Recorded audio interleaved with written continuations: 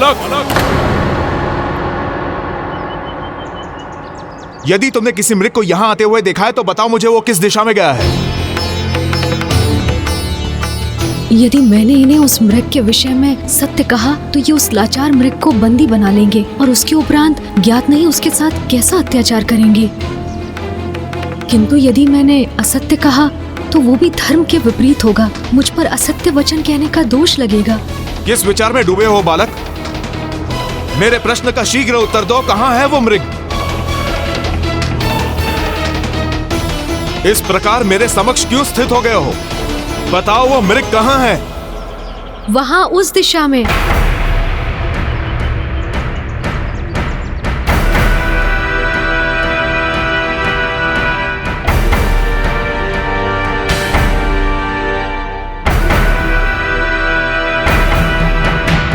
मैंने जैसे सोचा था, बालक नंदी ने बिल्कुल वैसे ही किया। उसने यमराज से असत्य कहा।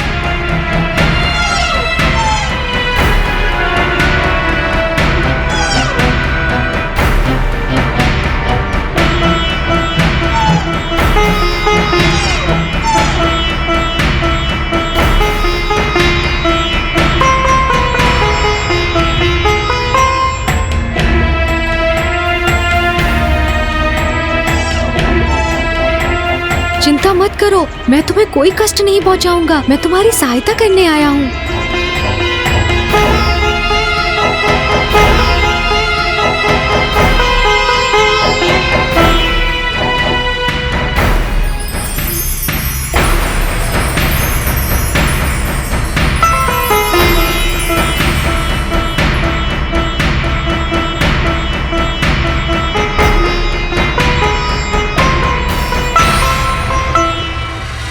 तो तुमने असत्य कहा मुझसे।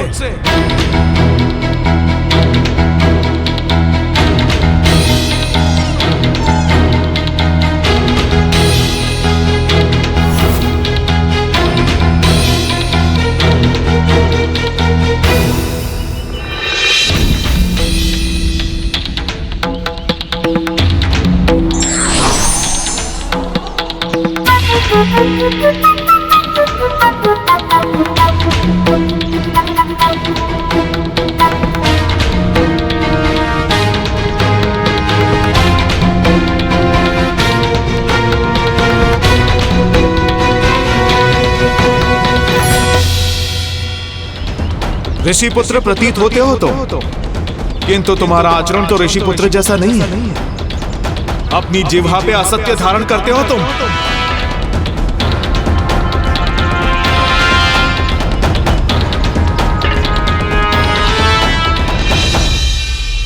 आखेटक, आप हमारे लिए आखेट करने आए थे ना? तो फिर यहाँ आप इस कोमल बालक पर क्रोधित क्यों हो रहे हैं? आप जिसे कोमल बालक पुकार रहे हैं ना राजन, वो मिथ्या वचन कहने वाला कपटी और अधर्मी बालक है। असत्य तो आप कह रहे हैं आखेटक महोदय। मैंने कोई अधर्म नहीं किया। देखिए पुनः असत्य कह रहा है ये बालक। मैं तो आखेट रूपी मृग के पीछे पीछे यहाँ आया था, किंतु इसी ने मुझे भ्रमित कर दिया, दूसरी दिशा में भेज दिया, जबकि यह मृग इसी के साथ यहीं था। बालक, तुम ऋषिपुत्र हो और असत्य कहने से पहले तुमने तनिक भी संकोच नहीं किया। प्रतीत होता है तुम्हारे गुरु ने तुम्हारी शिक्षा में तुम्हें अधर्म का पाठ सिखाया है। किसी निर्दोष जीव की रक्षा के लिए कहा गया असत्य अधर्म नहीं, अपितु धर्म होता है, क्योंकि धर्म कर्म से तो प्राणियों की रक्षा होती है। इसीलिए ऐसा सत्य जिससे किसी प्राणी को हानि पहुँचे वो भी अधर्म ही है।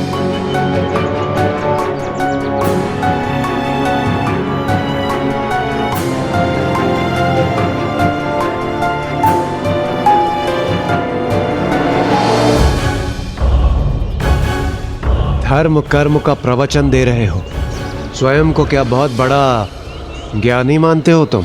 मैं जो भी हूँ राजन, किंतु मैं आपके समक्ष प्रस्तुत हूँ।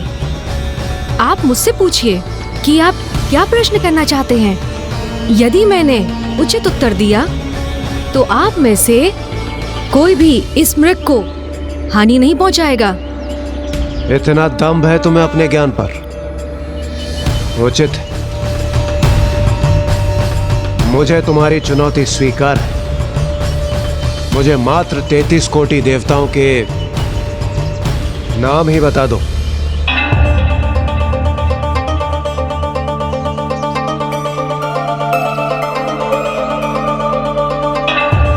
क्या हुआ बालक?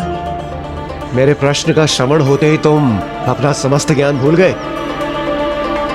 तुम्हारे ज्ञान का अहंकार छिन्न भिन्न हो गया?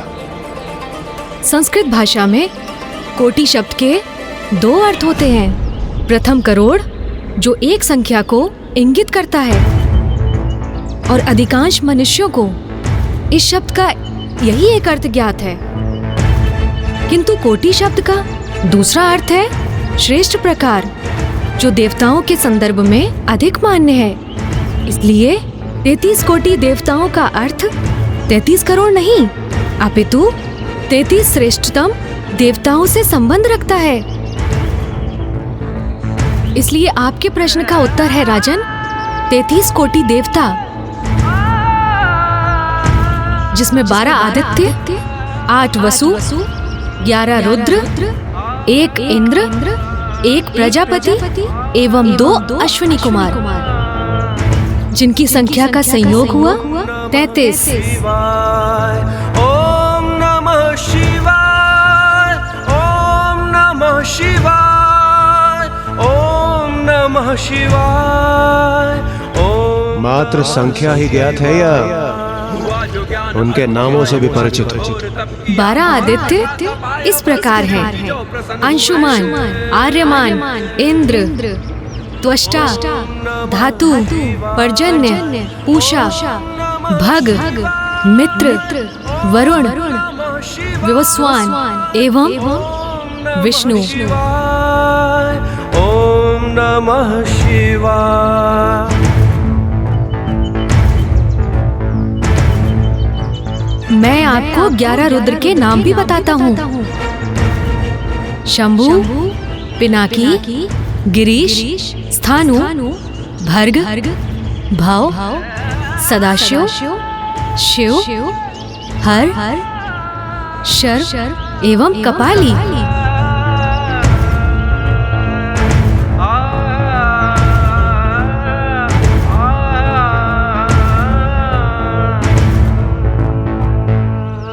मात्र नाम कंठस्थ कर लेने से कोई परम ज्ञानी नहीं बन जाता बालक। तो फिर आप अपने अन्य प्रश्न भी पूछ लीजिए, जिनका आप उचित उत्तर पाकर संतुष्ट होंगे।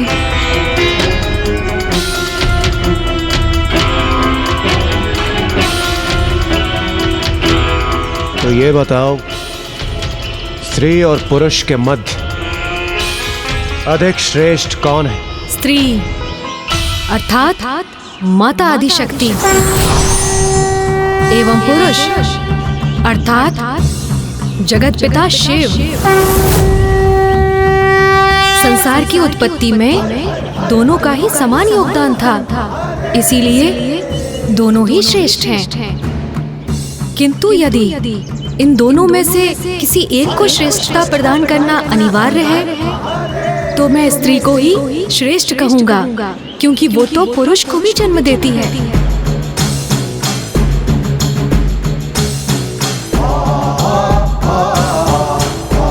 शिशु के रूप में पुरुष को अपने गर्भ में 9 मास धारण करती है, प्रसव की पीड़ा सहती है, इसलिए नारी ही अधिक श्रेष्ठ है। और इसीलिए पति की अर्ध पूजा का फल पत्नी को भी प्राप्त होता है। समस्त देवताओं को माता के गर्भ से ही जन्म लेना होता है।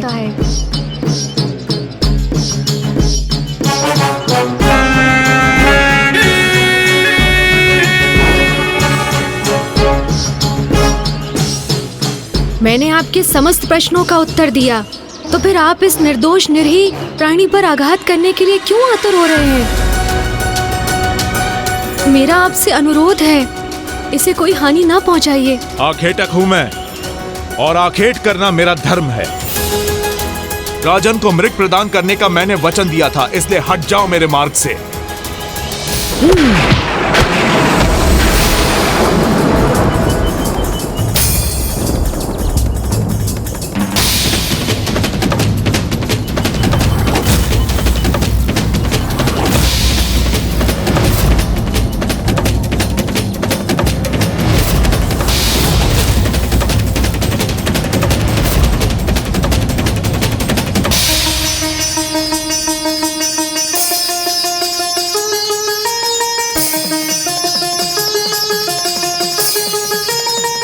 आप सभी भले ही अपने वचन से हट जाएं, किंतु मैंने इस निर्दोष जीव को शरण दी है, इसलिए अब ये मेरा शरणागत है और शरणागत रक्षा के धर्म से मैं कदापि पीछे नहीं हटूंगा। अबोध बालक, हम 5 हैं और तुम मात्र 1, और फिर भी तुम इतना दुस्साहस कर रहे हो। जिसे आप दुस्साहस कह रहे हैं वो तो मेरी धर्मपरायणता है, और ये मेरी चुनौती है कि मैं आप सभी की संयुक्त शक्ति के समक्ष अडिग रहकर धर्म का पालन करूंगा।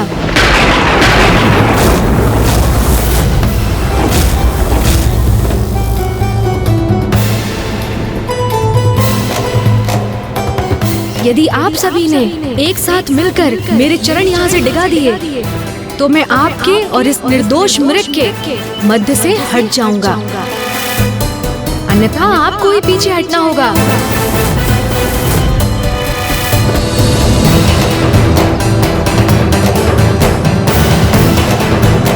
कहीं देवताओं को चुनौती देकर नंदी ने कोई भूल तो नहीं कर दी?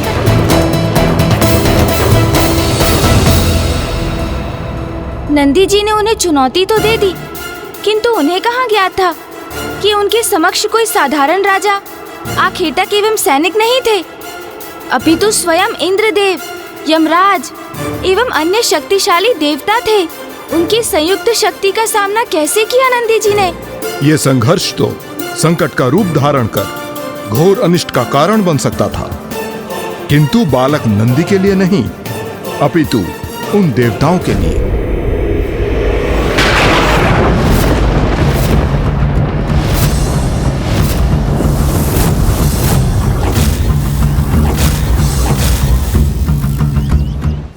मैं आपको एक बार पुनः स्पष्ट कर दूं, यदि आपको ये मृग चाहिए तो आपको मेरे चरण इस स्थान से डिगाने में सफलता प्राप्त करनी होगी,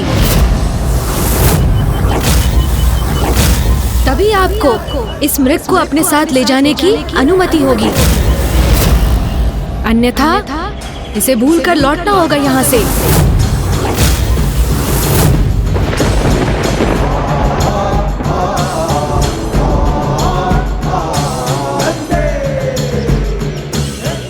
नन्हे से प्राण किंतु वचन कितने महान। तुम्हारे चरण तो क्या, मेरी एक गर्जना से मैं तुम्हारा शरीर कंपित कर तुम्हें पीछे हटा दूंगा। आपको अपने प्रयोजन में सफलता प्राप्त होगी अथवा असफलता, ये तो प्रभु की कृपा पर निर्भर करता है।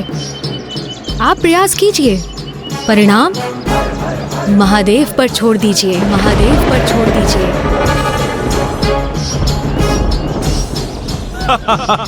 मेरे समक्ष तो महायोद्धा भी भयभीत हो जाते हैं, तुम तो एक नीरे बालक हो। देवराज, दोनों में भला क्या समानता है? एक छोटा सा बालक कैसे स्थिर रह सकेगा यमराज के समक्ष? साहस अहंकार में नहीं, हृदय में होता है वायुदेव, और ये इस बालक को समझना होगा। मात्र साहस दिखाने से वास्तविकता बदल नहीं जाती। यमराज के समक्ष होकर भी इस बालक को तनिक भी चिंता नहीं है। अद्भुत है नंदी का साहस, किंतु ये साहस कहीं नंदी के लिए संकट ना उत्पन्न कर दे, क्योंकि देवता उसे पराजित करने का पूर्ण प्रयास करेंगे और उनकी संयुक्त शक्ति का सामना करना कहीं नन्हे नंदी के लिए अत्यंत अहित करना सिद्ध हो जाए। कठोर परीक्षा के उपरांत ही मनुष्य का उत्तम चरित्र उजागर होता है, और प्रभु भोलेनाथ के प्रति नंदी की एकाग्रता ने पूर्व में ही प्रमाणित कर दिया है कि वो महादेव का परम भक्त है। और इस परीक्षा के उपरांत ये भी ज्ञात हो जाएगा कि बालक नंदी महादेव का सखा, उनका वाहन बनने योग्य है अथवा नहीं। स्मरण रखना बालक, तुमने स्वयं संकट को आमंत्रित किया है।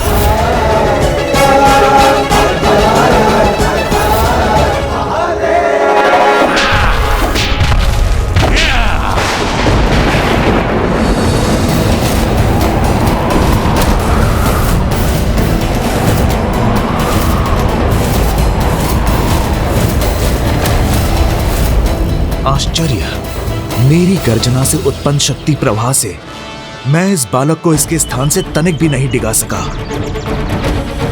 किंतु मेरी फांस का सामना कैसे करेगा ये?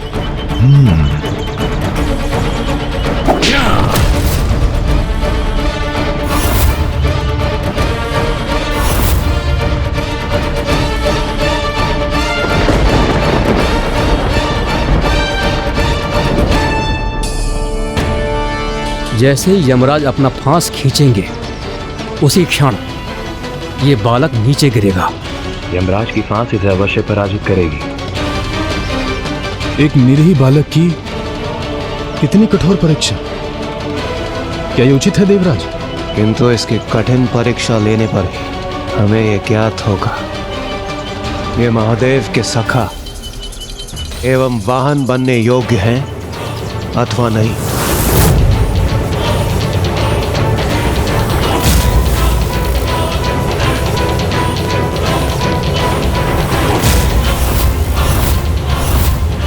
अब तुम अपने स्थान पे कदापि स्थिर नहीं रह पाओगे बालक। ओम नमः शिवाय। ओम नमः शिवाय। ओम नमः शिवाय। ओम नमः शिवाय। ओम नमः शिवाय। ओम नमः शिवाय। ओम नमः शिवाय। ये कैसे संभव है? ओम नमः शिवाय। यमराज उसे खींचकर उसे गिरा भी नहीं सके, अपनी शक्ति से उसे क्षति भी नहीं पहुंचा सके। वो देवी पार्वती, जगत पिता की लीला अद्भुत है, अनूठी है। उनके अनुसार जो भी होता है उचित होता है। और अभी नंदी की परीक्षा संपन्न नहीं हुई है। ओम नमः शिवाय।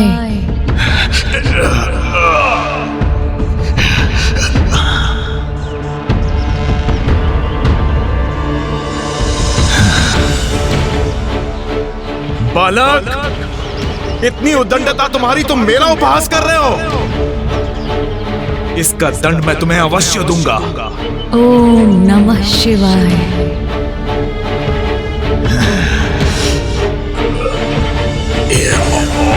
ओम नमः शिवाय। अपने संपूर्ण समर्थ का प्रयोग करूंगा, किंतु तुम्हें अपने स्थान से हटने पर विवश अवश्य करूंगा। ओम नमः शिवाय।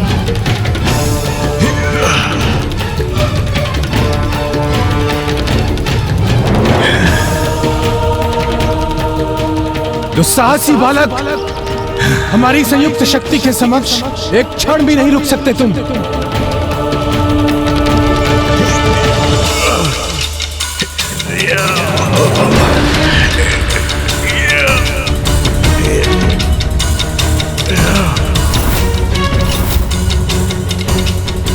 महादेव, शिव शंकर शंभु।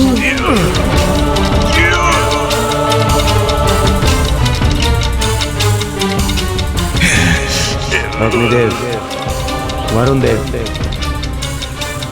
अब दोनों के भी आगे बढ़ने का समय आ गया है। नहीं बहन पार्वती, इस परीक्षा को हम तब तक नहीं रोक सकते जब तक बालक नंदी प्रभु का सानिध्य प्राप्त करने हेतु स्वयं को प्रमाणित नहीं कर देता। किंतु लंकेश, देवगण नंदी जी की इतनी कठोर परीक्षा क्यों ले रहे थे? इंद्रदेव अपने स्वभाव से विवश थे और बालक नंदी से उस संघर्ष में वो तो भूल ही गए थे कि वो किसकी परीक्षा लेने आए हैं। सावधान बालक, अब तुम्हारी पराजय निश्चित है। बालक, तुम्हारा हट और अहंकार भंग करेंगे हम।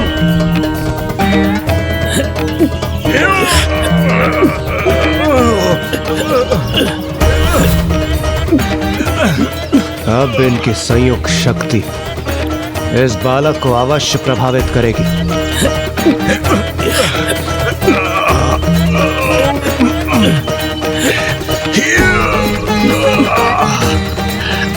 महादेव शिव शंकर शंभू।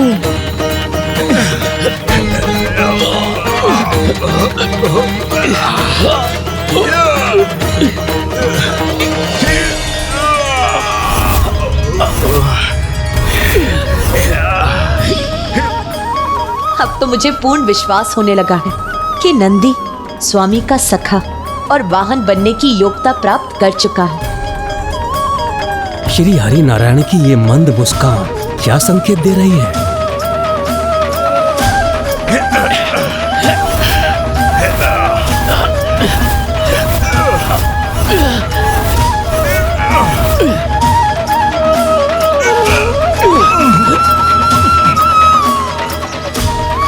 मैंने तो पूर्व में ही कहा था राजन, आप सब एक साथ आकर प्रयास कर सकते हैं। इसीलिए आप भी आकर अपने बल का प्रयोग कर लीजिए राजन। बालक, इतना दम्भ तुम्हारा जो तुम मुझे चुनौती दे रहे हो, तो फिर इसका परिणाम भुगतने के लिए तैयार हो जाओ।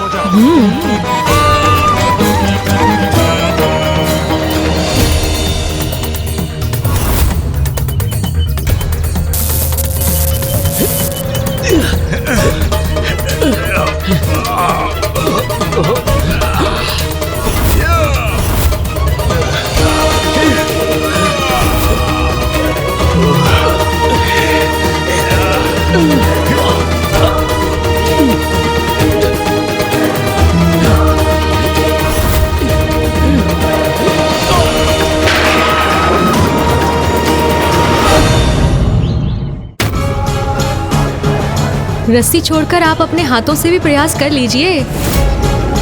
कहीं असफल होने के बाद ये ना कहें बालक नंदी ने आपको पूर्ण अवसर नहीं प्रदान किया।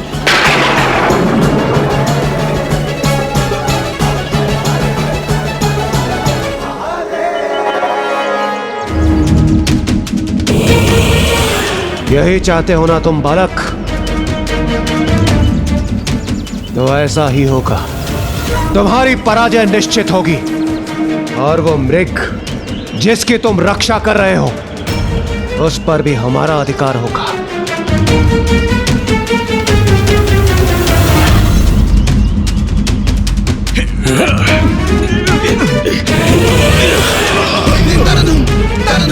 देवराज इंद्र भी विफल हो गए इस नन्हे बालक के समक्ष।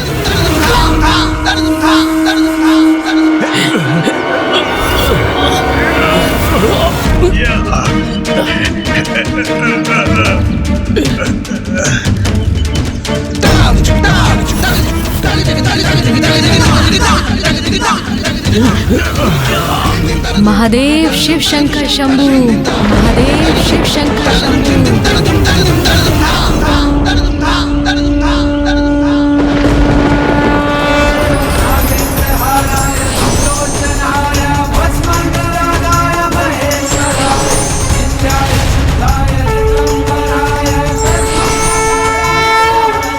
बस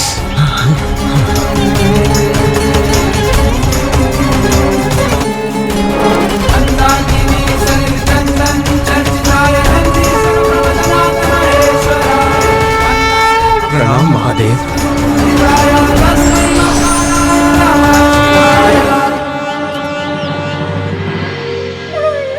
बालक नंदी ने यह प्रमाणित कर दिया कि वो महादेव के कृपा पात्र है और उनका सानिध्य प्राप्त करने के लिए सर्वथा योग्य है। ये तो हम ही हैं जो उनकी परीक्षा लेने के योग्य नहीं है।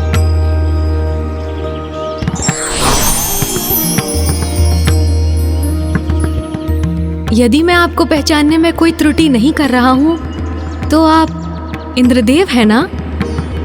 आप सभी को मेरा सादर प्रणाम। हे अति बलशाली बालक नंदी, आपसे हमें पहचानने में कोई त्रुटि नहीं हुई।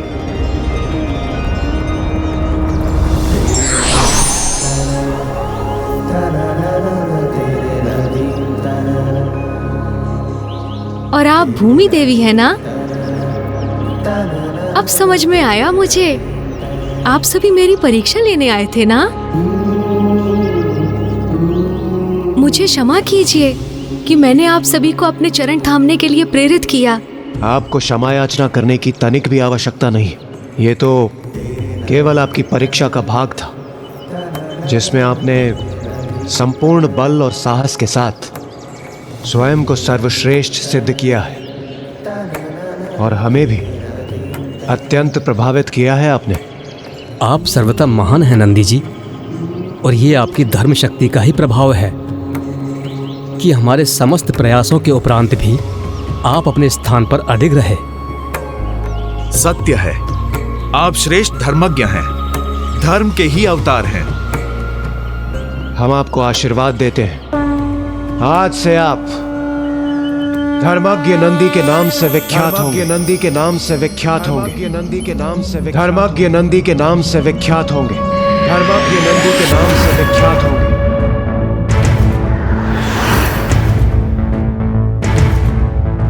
त्रयंबकम सदा शिवम नमामि हे उमापति जय नीलकंठ जय अनंत नमोस्तुते नमोस्तुते। मैं आपका आशीर्वाद स्वीकार करता हूँ देवगण, किंतु मुझे तो एक ही आशीष की आस है कि मैं अपने प्रभु महादेव के दर्शन कर उनसे भेंट कर सकूं। ओम नमः शिवाय, ओम नमः शिवाय, ओम नमः शिवाय। भ्राता श्री हरि नारायण, अब मुझे पूर्ण विश्वास हो गया है कि अब नंदी अपनी पूर्ण योग्यता प्राप्त कर चुका है। इसीलिए अब महादेव से उसकी भेंट कराने हेतु हमें उसका उचित मार्गदर्शन करना होगा। आप उचित कह रही हैं देवी। नंदी ने अपनी प्रथम परीक्षा में अपने ज्ञान का अद्भुत परिचय देकर यह सिद्ध किया है कि वो महादेव से भेंट करने योग्य हो गया है, और अपनी द्वितीय परीक्षा में अपने अपार बल का प्रदर्शन कर यह सिद्ध किया है कि वो महादेव का वाहन बनने योग्य भी है। किंतु अभी ये देखना शेष है कि वो महादेव का सखा बनने योग्य है अथवा नहीं। उसके लिए उसे भोलेनाथ को उनके वैराग्य से बाहर निकालना होगा।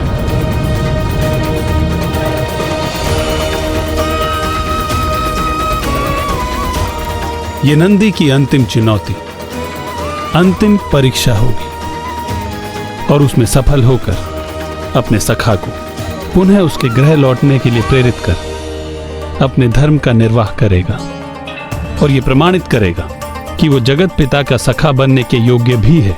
किंतु ऐसा कैसे कर सकेगा वो? आप चिंता न कीजिए देवी, स्वयं देवराज इंद्र उनका मार्गदर्शन कर उन्हें उचित पथ पर लाएंगे। ओम नमः शिवाय, ओम नमः शिवाय। और इस प्रकार इंद्रदेव के मार्गदर्शन पर नंदी उस घोर तपस्या में लीन हो गए, जिसका उद्देश्य उनकी अंतिम परीक्षा के रूप में महादेव को उनके वैराग्य से बाहर लेकर आना था।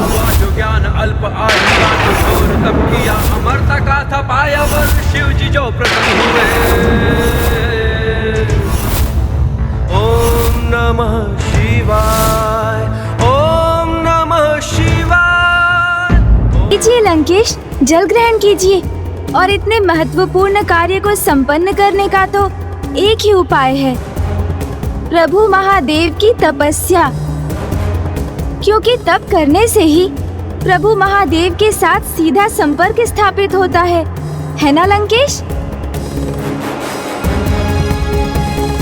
हाँ, नंदी जी ने तो मात्र अपने पिता से एक अनुमति प्राप्त कर वही वन में आम वृक्षों एवं बेलपत्रों के मध्य प्रभु के मंत्रों का जाप कर अपनी तपस्या आरंभ की।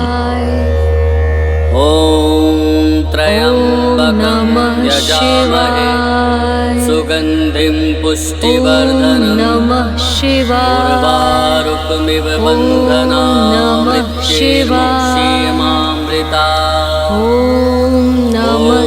त्र्यंबकं यजामहे सुगंधिं पुष्टिवर्धनम् उर्वारुकमिव बन्धनान् मृत्युर्मुक्षीयमामृता। पुत्र नंदी, मेरी तो यही कामना है कि तुम अपने तप से इतनी शक्ति प्राप्त करो कि स्वामी अपने वैराग्य से बाहर आकर कैलाश लौट आए और कैलाश की उदासी दूर हो जाए। ओम नमः शिवाय, ओम नमः शिवाय। ओम नमः शिवाय। ओम नमः शिवाय। ओम नमः शिवाय। ओम नमः शिवाय।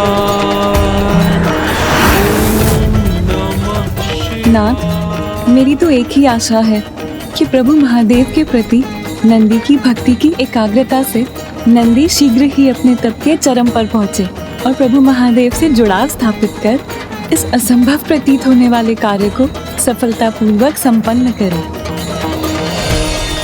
ओम नमः शिवाय। ओम नमः शिवाय। ओम नमः शिवाय। ओम नमः शिवाय। ओम नमः शिवाय। स्वामी, नंदी तो इस प्रकार तप में लीन है कि वो चींटियों के बांबी से पूर्ण रूप से घिर चुका है और उसे इस बात का आभास तक नहीं है। मेरी तो यही आशा है कि वो अपनी तपोशक्ति से इस व्यवधान को भी पार कर प्रभु महादेव से संपर्क साधने में समर्थ होगा। ओम नमः शिवाय। ओम नमः शिवाय। ओम नमः शिवाय। ओम नमः शिवाय।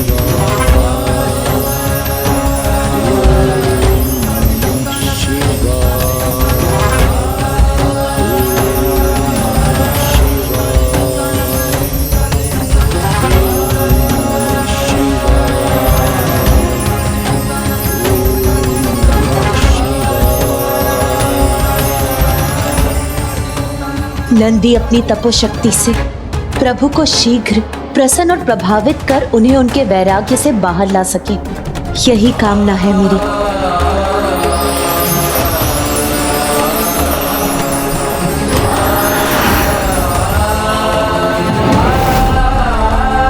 ओम नमः शिवाय।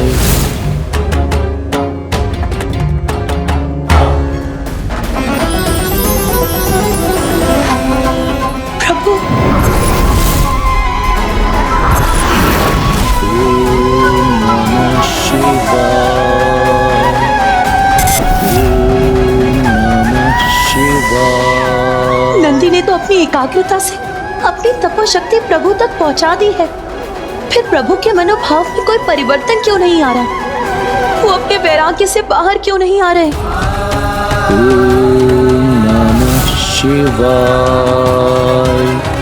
ओम नमः शिवाय। नाथ, मुझे बताने की कृपा करें कि जब नंदी की इतनी अनुपम भक्ति है कि उसकी तपोशक्ति बांबी रूपी बाधा को भी पार कर महादेव तक पहुंच गई, तो फिर अब उसकी भक्ति में ऐसा क्या शेष रह गया है कि अभी भी महादेव पर उसका कोई प्रभाव नहीं है?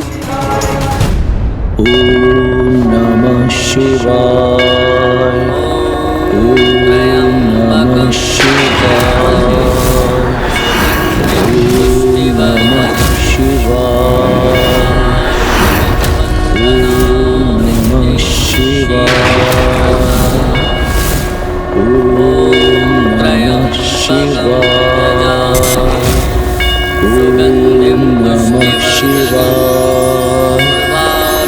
ओम नमः शिवाय। ओम नमः शिवाय।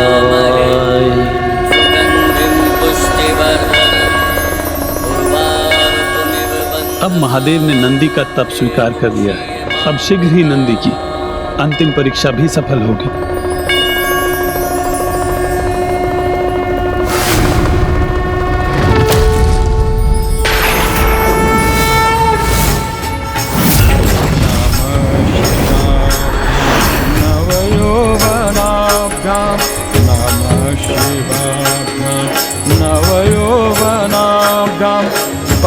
परस्पराश्लिष्ट वपुधराभ्यां नागेन्द्रकन्या ऋषिकेतनाभ्यां नगेन्द्रकान्या ऋषिकेतनाभ्यां नमो नमः।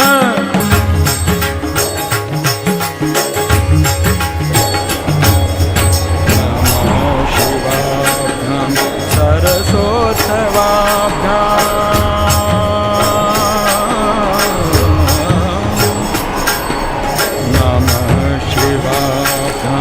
सरस्वत्यवाभ्यां नमस्कृताभीष्ट वरप्रदाभ्यां नारायणेन चित्तपादुकाभ्यां नारायणेन चित्तपादुकाभ्याम्।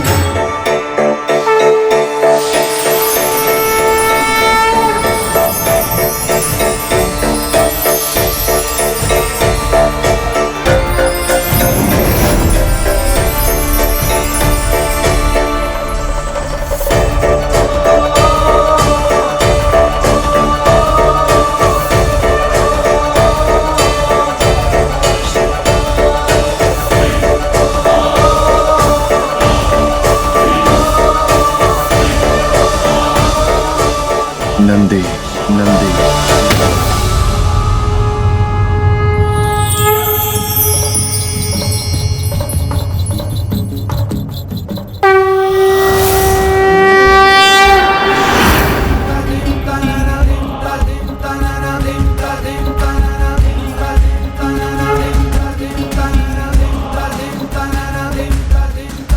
प्रभु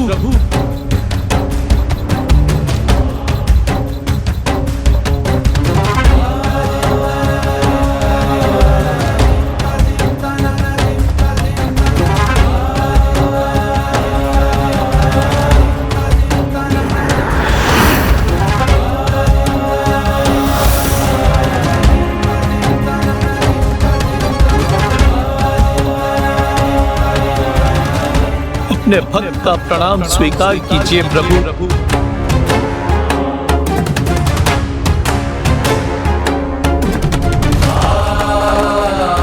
कल्याण हो कल्याण हो।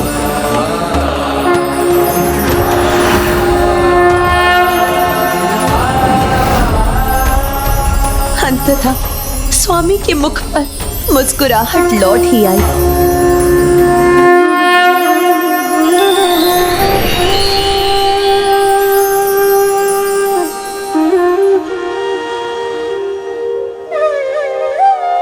मेरे प्रभु को उनके सखा का सानिध्य प्राप्त हो ही गया। नंदी मेरे सखा, चल चल, मैं तुम्हें अपने साथ ले जाने आया। मैं तुम्हें अपने साथ ले जाने आया। मैं तुम्हें अपने साथ ले जाने आया हूँ।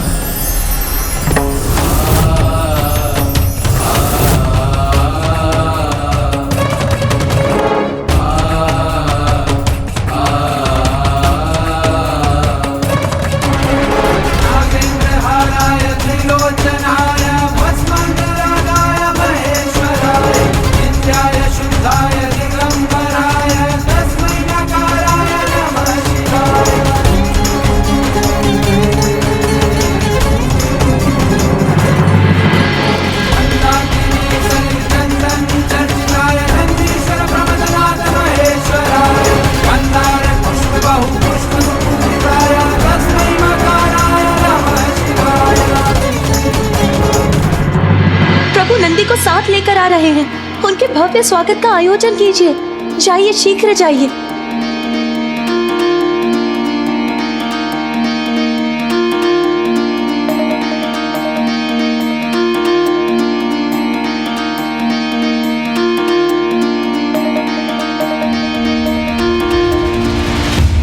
महादेव स्वयं नंदी का हाथ पकड़कर कैलाश की ओर ला रहे हैं। एक भक्त के लिए भला इससे बड़ा और क्या वरदान हो सकता है। अपनी भक्ति की एकाग्रता से महादेव के साथ संपर्क बनाकर वो उन्हें उनके वैराग्य से बाहर ले आए। नंदी ऐसा अनूठा वरदान प्राप्त करने के लिए अपनी योग्यता को पूर्व में ही प्रमाणित कर चुका था। ऐसे ही एक परम भक्त की प्रतीक्षा थी महादेव को। वहां प्रभु की प्रतीक्षा समाप्त हुई और यहाँ मेरी और कैलाश की, क्योंकि एक दूसरे के बिना तो हम अधूरे हैं।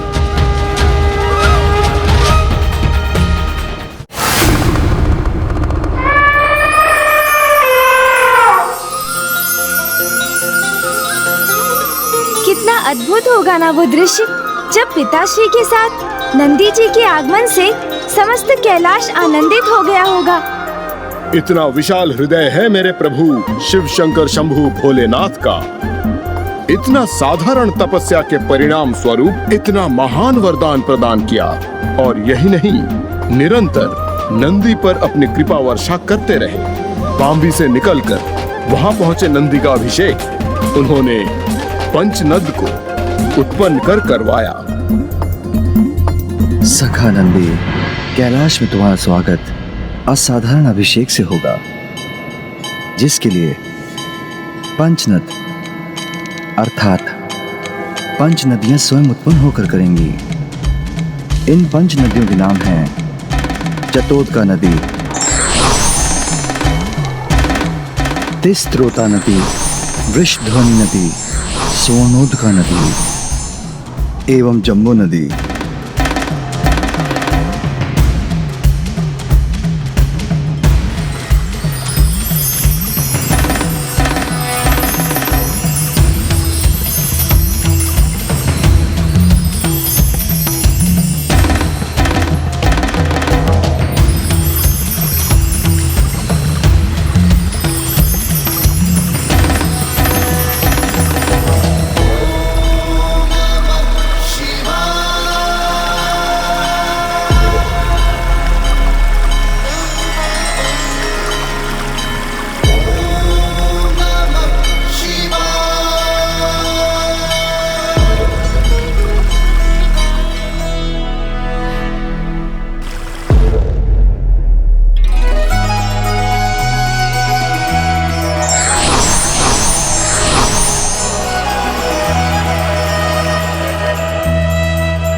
नंदी के अभिषेक हेतु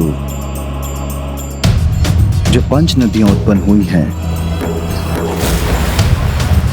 भविष्य में जो भी उनके पावन जल में स्नान कर भक्ति भाव से नंदी की स्तुति करेगा, वो सभी पापों से मुक्त हो जाएगा। और जिस प्रकार नंदी के कैलाश में आगमन से आनंद तरंग उत्पन्न हुई है, उसी प्रकार इन नदियों की पावन जलधारा से सूखी बंजर भूमि को अपने जल से सींचकर सभी को आनंदित करेगी। नंदी, मैं तुम्हें अभी और वरदान प्रदान करने का इच्छुक हूं।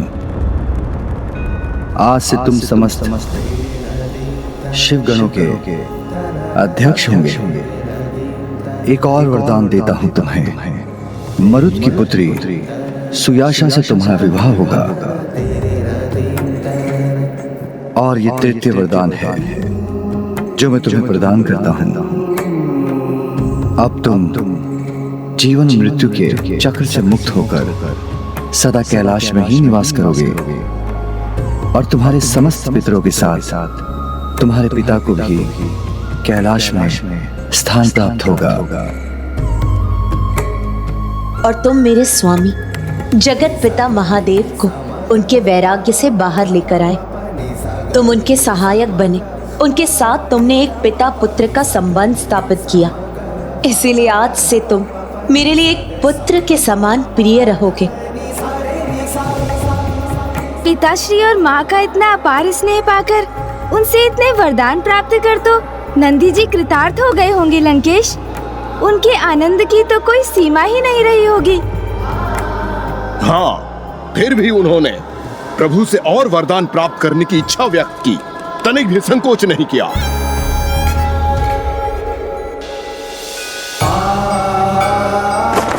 प्रभु, मुझे मेरे बाल्यपन से सदैव वृषभ बुद्धि के नाम से संबोधित किया जाता है, और आज मुझे स्पष्ट दिखाई दे रहा है कि आपके साथ सदैव रहने वाली इस पताका पर यह वृषभ अंकित है।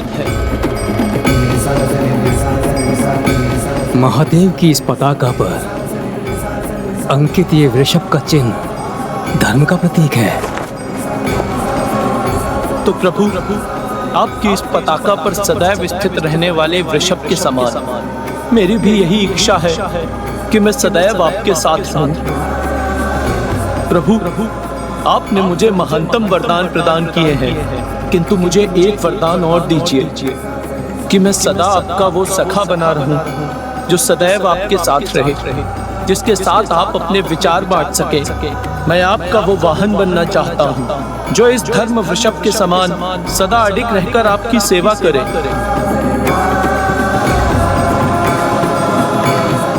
मैं आपका वो भक्त बनना चाहता हूँ जो सदैव आपकी भक्ति हेतु आपके समक्ष प्रस्तुत रहे।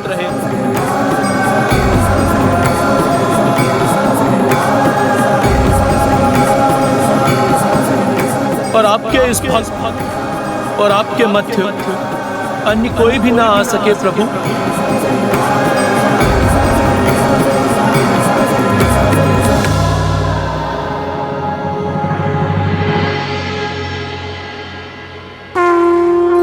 तथास्तु नंदेश्वर, तथास्तु नंदेश्वर, तथास्तु नंदेश्वर।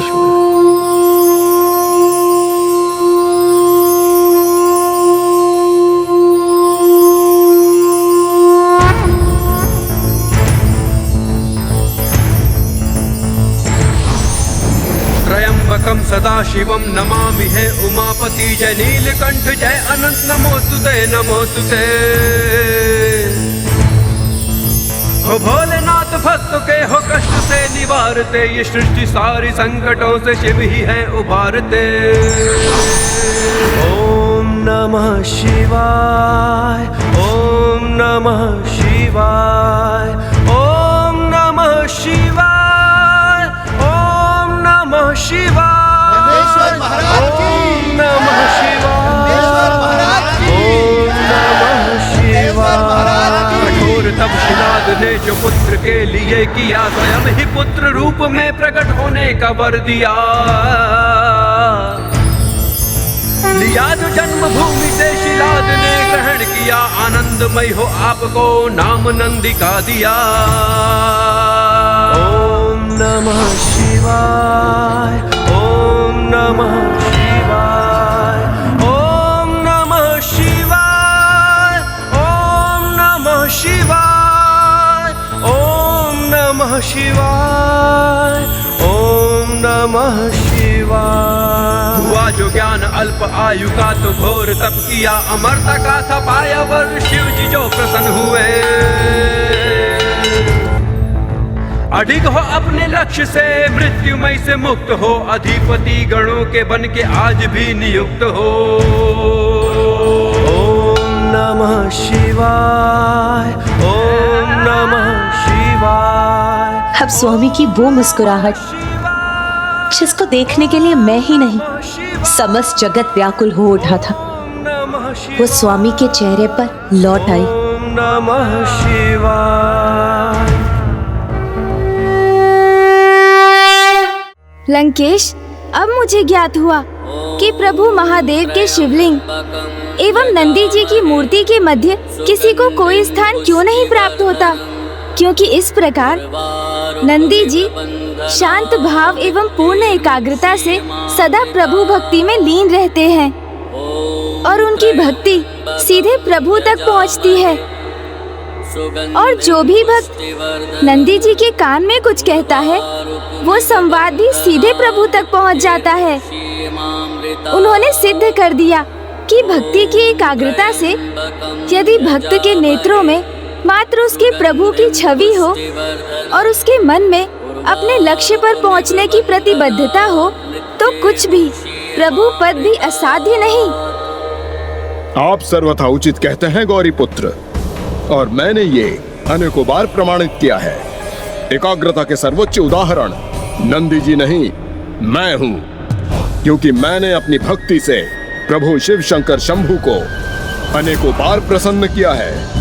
और इसके साक्षी तो आप भी हैं गौरी पुत्र, जो आज तक संसार में कोई नहीं कर पाया, वो मैंने किया है। अर्थात प्रभु के आत्मलिंग को मैंने प्राप्त किया है। इसलिए मुझसे अधिक एकाग्रता संसार में भला किस में हो सकती है? आप उचित कहते हैं लंकेश, किंतु सर्वप्रथम संसार को एकाग्रता का मार्ग दिखाने वाले तो नंदी जी ही थे। इसलिए आइए हम दोनों एक साथ उनकी स्तुति करें। संकोच मत कीजिए दशानन, क्योंकि शिव कथा कहने का पुण्य तो आपको तभी प्राप्त होगा जब आप भक्ति और सम्मान के साथ महादेव के अवतार की स्तुति करेंगे। चतुर गणेशा।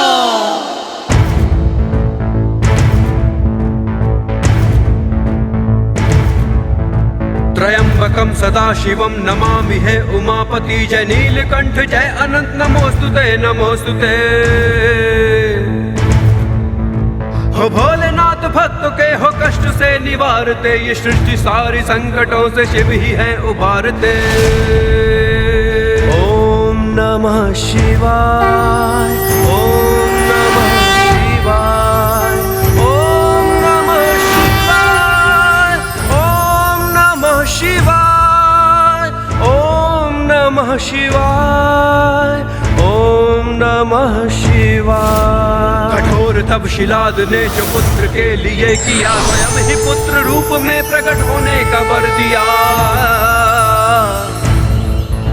लिया जो जन्मभूमि से शिलाद ने ग्रहण किया। आनंदमय हो आपको नाम नंदी का दिया। ओम नमः शिवाय। ओम नमः शिवाय। ओम नमः शिवाय। ओम नमः शिवाय। ओम नमः शिवाय। ओम नमः शिवाय। हुआ जो ज्ञान अल्प आयु का तो घोर तप किया। अमरता का था पाया वो शिव जी जो प्रसन्न हुए। अडिग हो अपने लक्ष्य से मृत्युमय से मुक्त हो। अधिपति गणों के बन के आज भी नियुक्त हो। ओम नमः शिवाय। ओम नमः शिवाय। ओम नमः शिवाय। ओम नमः शिवाय। ओम नमः शिवाय। ओम नमः शिवाय। प्रणाम नंदेश्वर जी, हमें अपने भव्य दर्शन प्रदान करने के लिए आपको कोटि कोटि धन्यवाद। लंकेश, अब आप भी नंदेश्वर जी को प्रणाम कर उनका आशीष प्राप्त कीजिए। जिस प्रकार अपने आशीर्वाद से इन्होंने सूखी तप्त भूमि की प्यास बुझाई है, उसी प्रकार वो आप पर भी अपनी कृपा की वर्षा करेंगे। मुझे जिसकी आशीष की आवश्यकता है, मुझे प्रभु से वो प्राप्त हो चुकी है और उनका आत्मलिंग इसका प्रत्यक्ष प्रमाण है। लंकेश, आपने ही इनकी भव्य कथा मुझे सुनाई और अब आप ही इनके भव्य रूप के दर्शन नहीं करना चाहते, इनकी ओर देख तक नहीं रहे हैं। ये तो इनका अपमान होगा और इनके साथ साथ प्रभु महादेव का भी अपमान होगा, जिनके ये अवतार हैं।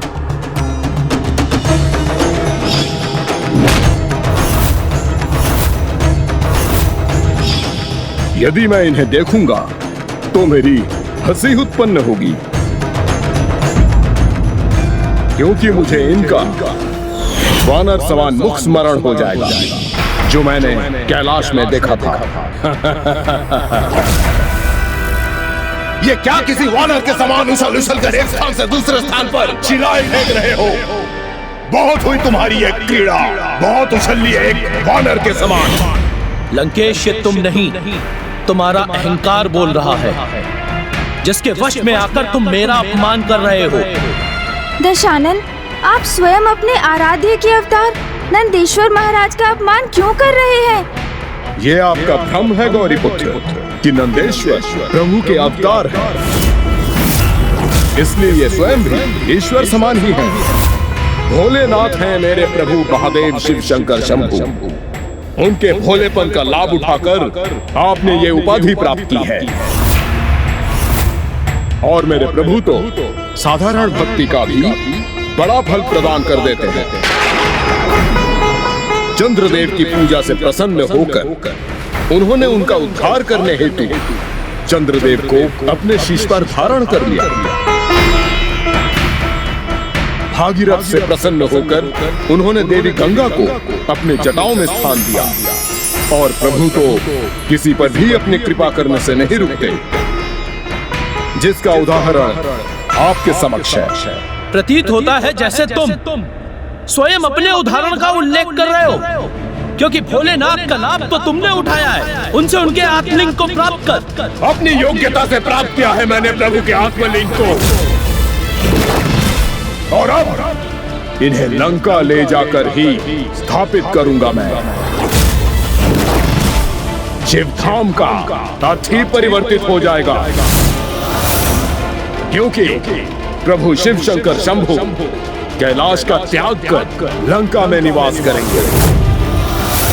तब आप वहीं उनके द्वारपाल बने रहना नंदेश्वर जी।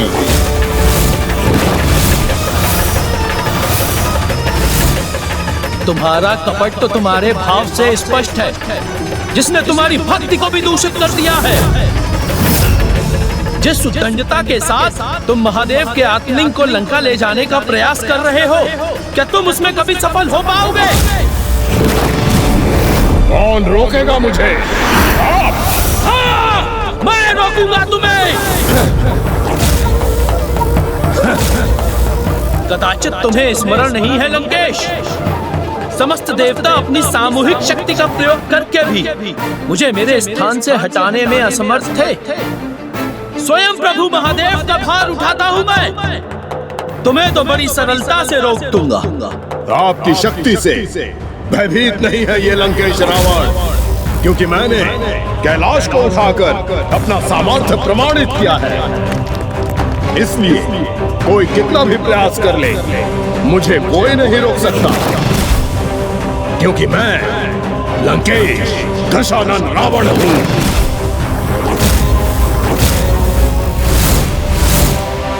लंकेश! लंकेश!